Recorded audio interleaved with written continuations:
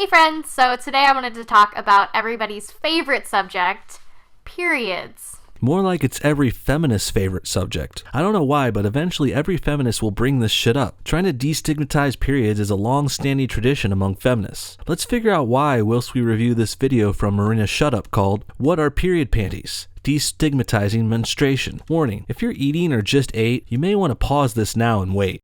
Good? Alright, we're ready. Let's talk about bleeding vaginas. Periods. Also known as menstruation, menses, that time of the month, or being on the rag. Or Aunt Flo is in town. That's my personal favorite. Historically, periods have been heavily stigmatized. In biblical times, women who were menstruating were considered unclean and isolated from the rest of society. Well, they technically are unclean, so you don't really need those air quotes there, hun. Any person who's bleeding is a bit unclean to say the least. I'm not saying they're disgusting or should be shunned or anything, but blood is gross. And if it's coming out of anyone, male or female, it's not a clean situation. During the Middle Ages, Christianity was used to justify a general shame and revulsion attached to menstruation. According to researcher Dr. Sarah Reed, who has studied the topic extensively, women either use rags, which is where the term on the rag comes from, or were forced to bleed into their clothes, which doesn't sound very fun at all. People also shit and pissed in buckets under their beds in the Middle Ages, and they wiped their asses with leaves. It was a weird, gross time. It was also over 500 years ago. Things have changed drastically, including the stigma around periods. I really don't think people are that against them anymore. Hi!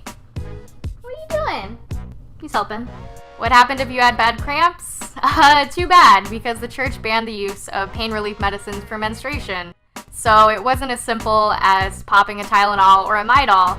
Not that they had those in the Middle Ages, because obviously. So you're saying women didn't use medicine for their cramps because there wasn't any medicine invented at the time. Got it. According to British historian Greg Jenner, God apparently wanted every cramp to be a reminder of Eve's original sin. Yikes.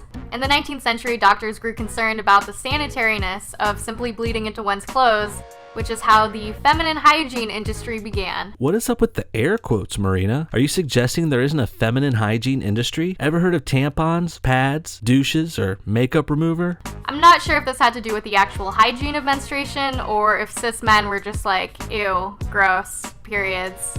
Disgusting. Of course it had to do with the hygiene of the situation. Bleeding is gross, and bleeding into your clothes all day is hella gross. And yes, there were also men who saw women doing this and thought that was disgusting. And that's a perfectly reasonable response to someone bleeding in their clothes all day. I see what you're trying to do, Marina, and I don't like it. Men aren't overreacting and shunning women here. This is a totally normal and justified reaction to blood. The fact is, women bleed once a month. This is unfortunate and uncomfortable, but it happens. It's part of life. Just because girls have to deal with it more and are used to it more doesn't mean guys should have to suddenly embrace it. The first menstruation product produced was called the Hoosier Sanitary Belt, which looks like a cross between a chastity belt and a medieval torture device. I'm just putting it out there, that does not look comfy. Thankfully, period products have come a long way since the Hoosier Sanitary Belt, because I'm not wearing that. You're probably familiar with the most popular forms of period protection, such as pads and tampons. According to Thinks, who incidentally is sponsoring this video, so what up, Thinks? Shit, this video's an ad. It's an ad, guys. Does she know she's an ad? Does she know she's an ad?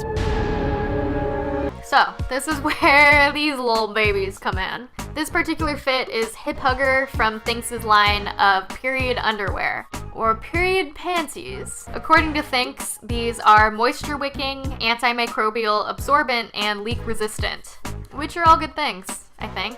And I love that they describe them as both period-proof and patriarchy-proof. I don't like that description. You guys are really forcing this. Destigmatize periods because of feminism. People aren't misogynist patriarchy pushers just because they think the period is gross. Blood is nasty, and if a woman is not properly managing their period, they're nasty. This has nothing to do with feminism and the patriarchy. Another thing I like about Thinks is the fact that they're self-described feminists who promote period positivity and breaking the stigma surrounding menstruation. which is super cool. They also feature trans men in their advertisements because men can have periods too. It's a thing, and I don't think I've ever seen any other period product brand do that before, so it's about time. No, men cannot have periods. If you have a vagina that bleeds, you're a woman. No matter what clothes or makeup you wear, you're a woman. Also, if you use the code MARINA'S_period, you get $5 off your order, which I love because it's like my period is giving you a little gift.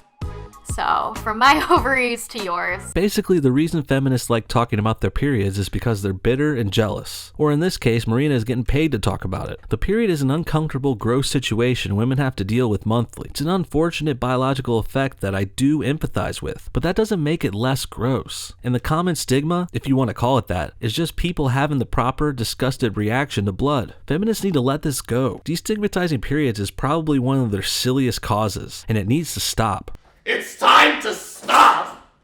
It's time to stop, okay?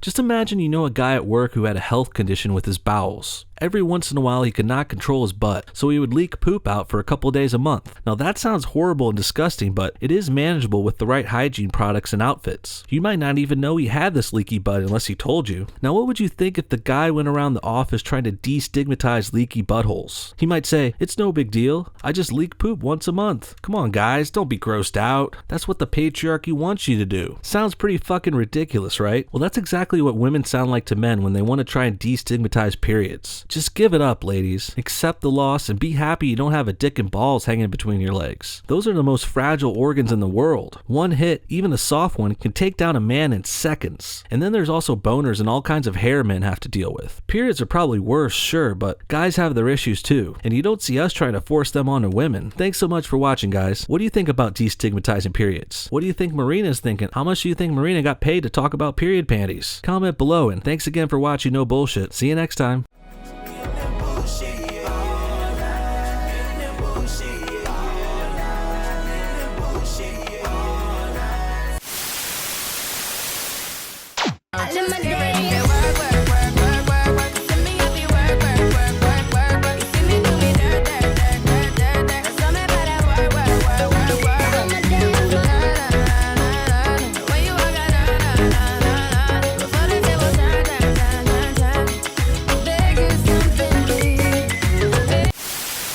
Well, you asked for it and now you got it. New shirts are out at the No Bullshit Teespring store. We've got the plain No BS shirt, the bullhead shirt, and my new favorite shirt brought to you by a quote from Zara Larson. Get your Look at the Static shirt today, just in time for Christmas. Links below or just search No Bullshit on Teespring. Thanks again, you guys. Have a good one. Bye-bye.